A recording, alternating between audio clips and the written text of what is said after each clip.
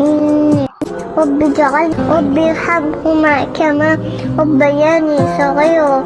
رب اجعلني مقيم الصلاة ومن ذريتي ربنا وتقبل دعاء. رب اغفر لي ولوالدي وللمؤمنين يوم يقوم الحساب. رب زدني علما. ربنا آتنا في الدنيا حسنة وفي الآخرة حسنة وقنا عذاب النار. لا إله إلا أنت سبحانك إني كنت من الظالمين.